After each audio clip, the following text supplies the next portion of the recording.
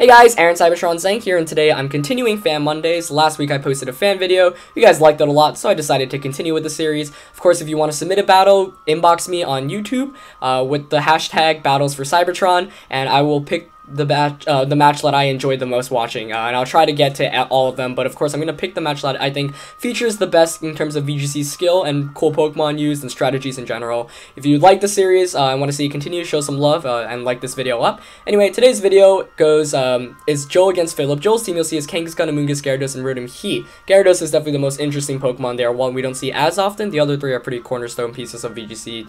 Philip is going to have Amoonguss, Charizard, Gyarados, Garchomp, excuse me, and Aegislash. And without spoiling anymore, let's get into it. But I watched this battle and I was really amazed. Had pretty much everything. When Joe gave me the description of the battle, he said there was hacks, he said there was great predictions on both sides, and when I saw that it was a pretty long battle, I knew that I was in for something exciting. So I really enjoyed it, and I hope you guys do too. So Joe here leads with Kangaskhan and Amoonguss against Philip's Garchomp and Aegislash. Not the best of positioning for Joel, but he's got that Amoonguss, which is always good. And the first turn, Philip makes a pretty surprising play, going for a double protect. But the thing with King Shield is Spore can always go through that. Kangaskhan actually doesn't Mega Evolve, trying to keep Scrappy, so I was really expecting the Fake Out onto that Aegislash. But free turn for Philip there as he blocks the Fake Out. Kangaskhan still doesn't choose the Mega Evolve. You'll see that's because Joel when he went to go for the Power Up Punch onto that Aegislash. Gonna bring it up to +1, but not sure if that was really the best move. Of course, he didn't know whether Garchomp had Rocky Helmet or Lumberry, the two most common items on Garchomp. He takes this turn to find out, as Amoonguss goes for the Spore onto that Garchomp, not before Aegislash goes for that substitute though, and Garchomp is going to fall asleep here, but it does have that Lumberry, so it's going to wake up. So Philip, huge turn for him there, as Kangaskhan did not Mega Evolve, and as a result took almost 100 damage, bringing it down to under 50%.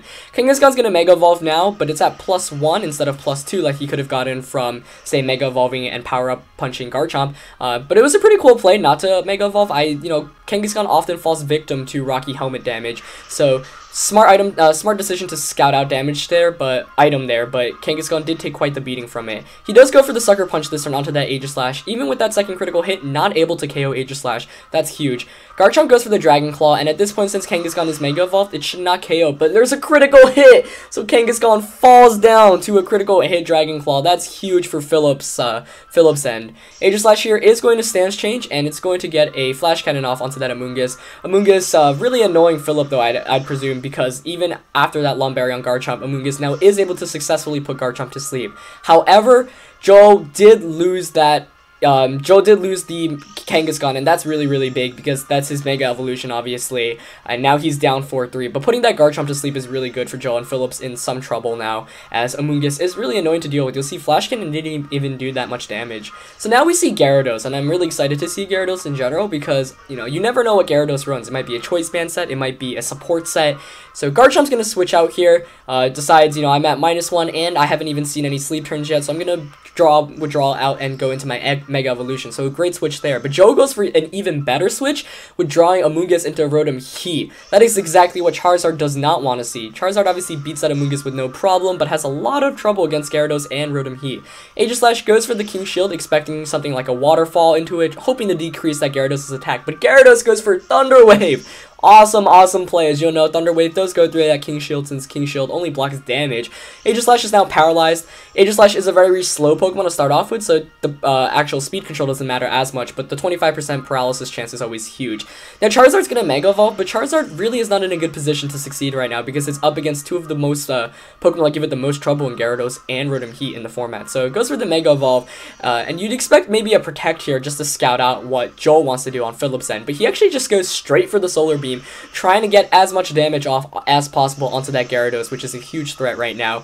I'm not really sure I agree with Philip's play there, especially as Gyarados takes it like a boss. Gyarados actually goes for the Thunder Wave here. Of course, Waterfall's damage is decreased because of the sun, so speed control on that Charizard also huge, and Rotom Heat successfully gets the Overheat off onto Aegislash. That's going to be a KO, but now Rotom Heat is at -2, so, for example, we saw that Philip had the Amoonguss in Team Preview, so if Amoonguss comes out now, that Overheat is actually not going to be a KO, and that's exactly what Philip's going to do. So he's going to bring in Amoonguss, game's tied at 3-3, Charizard is now paralyzed, that's huge, and, now Joe is slowly bringing things onto his end, and he goes for the Stone Edge, but it goes into Amoonguss, a double target into that Amoonguss as Charizard goes for the Overheat. Really surprising play there. I didn't even expect Gyarados to carry the Stone Edge. I would have expected him to just go for it earlier on so that Charizard instead of Thunder Waving, but the Stone Edge is going to help him out a lot, and Philip makes a great prediction going for the Protect there as both attacks go into it. This time, now he is going to go for the Rage Powder as Stone Edge does hit that Amoonguss, does around 25%, a nice amount of damage. Rotom Heat is going to go for the Sun Boosted super effective Overheat, but of course, because it's at -2 from that Aegislash, it's actually not going to knock out the Amoonguss. So that knockout, not being able to pick up the knockout there is huge, but Charizard being fully paralyzed is even bigger, and that was probably expecting a Heat Wave there. If he did get the Heat Wave off and was able to KO, say, that Gyarados, which threatens with Stone Edge, that would have been huge. This time, Rotom Heat is going to withdraw since it is at -4. Amoonguss, on the other end, switches out too. I really don't like that play. I think if Philip just went for a Rage Powder Heat Wave, that would have sealed him the game right here, but he's not going to do that. Instead, Joe's going to get the super effective Stone Edge onto Gyarados. That's a one-hit KO. That's exactly why I did not want to see Amoonguss switch out. There's really no reason for Amoonguss to switch out there, as Stone Edge actually wouldn't have been a KO onto that Amoonguss, so it would have redirected both attacks away, and that Rotom Heat was at -4. So, because of that poor play, in my opinion, on Philip's end, Joe's able to gain a lot of momentum. Now he's able to get another Thunder Wave off on Amoonguss, so that's 3 Thunder Waves off on Joel's end. Gyarados really proving its worth as a support Pokemon, and now that Amoonguss is fully paralyzed. Joe's Amoonguss also going for a Sludge Bomb. We don't see that move on Amoonguss that often. Giga Drain, Spore, Rage Powder, Protect. Pretty typical moveset. Sometimes Amoonguss actually cuts the Protect for Sludge Bomb though. Not only to hit Fairy types, but also to just do some extra damage, as you'll see here. And Philip's Amoonguss is able to pick up the KO onto that Gyarados with Giga Drain, so we now have a 2-2 game, and this is getting down to the wire, especially because we have the Amoonguss versus Amoonguss matchup. It's just one where neither Pokemon can really do anything to either of them. The Rotom Heat goes for the Protect here, expecting that Amoonguss to Protect as well, so great play on Joel's end here. Garchomp does wake up though, and it gets the Rock Slide off. However, it's not going to hit that Rotom, but it is going to hit Amoonguss. Of course, only 30% flinch chance. Amoonguss doesn't flinch, but it actually went for the Giga Drain instead of the Spore. And because of that play, now Philip's gonna get some momentum onto his side as he's able to get another Rock Slide off, and now it's never fun staring down at a Garchomp which can just endlessly Rock Slide, because of course you deal with flinch. 30% chance of flinch on either Pokemon, pretty good possibility. Garchomp does get the super effective Rock Slide off onto Rotom, hits both Pokemon, doesn't bring Rotom to its Citrus, but Rotom flinched and Amoonguss flinched. Oh my god! But Amoonguss going for the Giga Drain instead of the Spore on a Rotom Heat. Of course, Amoonguss doesn't know whether that Rotom Heat is carrying a safety goggles or not, but I think the Spore play might have just been one for Philip to make there.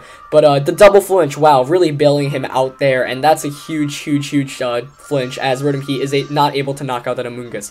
Now Garchomp goes for the Protect as Rotom goes for a Protect as well. We're seeing the same kind of mind games that we saw earlier on, but Amoonguss goes for a Protect here too, so now we see triple Protect on this end as Amoonguss just went for the Spore this turn. Nice play on Philip's part to block out that Spore, and now Philip's once again got some momentum on his side as he's able to once again attack that Rotom Heat. Rotom goes for the Protect here, not really sure why. Garchomp goes for the Dragon Claw instead of the Rock Slide, trying to do some extra damage, but it doesn't KO. Rotom Heat does reveal the Citrus Berry though, so that means Amoonguss is able to safely Spore that Rotom Heat. And Amoonguss does get the Spore off onto Garchomp, but if Joe just didn't go for the Protect here, knowing like he wouldn't have been able to get KO'd and, went for the Overheat instead, that would have been huge. But instead, his Rotom Heat falls asleep. So now both Garchomp and Rotom Heat asleep, and this is a really close battle. You give the advantage to the player with the Rotom Heat, Joe, of course, but Garchomp is a Pokemon that now has enough attack power to finish that Rotom Heat off with the Rock Slide. So if Garchomp wakes up, it can KO that Rotom Heat, and then it's Garchomp and Amoonguss just against Amoonguss. Both Pokemon taking their first turns of sleep here, as Amoonguss obviously now just going for the Giga Drain, and it does a good amount to that Garchomp. It's dealing around 30%, so 2 more, and that should be a KO on Garchomp, and that's really big. On Philip's side, he really has no way to effectively deal with that Amoonguss other than hoping for some flinches, so Joel is definitely has the advantage right now. Amoonguss going for that Giga Drain onto Rotom, just taking a bit of damage, but has the Black Sludge as well. Garchomp takes another turn of sleep here, and that's big. He really needed that Garchomp to wake up, but Rotom Heat falls asleep too. It's still asleep, so both Pokemon staying asleep as Amoonguss gets another Giga Drain off. You'll see there, it does around another 30%, so now Garchomp will fall to a Giga Drain. So huge play on Joel's end, and because the Garchomp did not wake up, keeping him in this game. Now both Pokemon in their final turns of sleep, they can either wake up or sleep. Rotom deciding it's finally time to wake up, getting that Protect off. That's huge, protecting it from any attacks. Garchomp wakes up too, and it goes for the Dragon Claw into the Protect as Amoonguss goes for that Giga Drain into that Garchomp. That's going to seal the game up for Joel. He really should have went for the Protect there, expecting Rotom Heat to go for the Protect as well. And wow, that was huge, huge, huge. Brilliant play on Joel's end. The timer actually runs out here. Joel would have been able to get the super effective Overheat to KO the Amoonguss anyway, but if Philip wanted a chance to win, he would have had to rely on the Garchomp protecting that turn, then Rock Sliding the following turn, knowing the timer was about to end.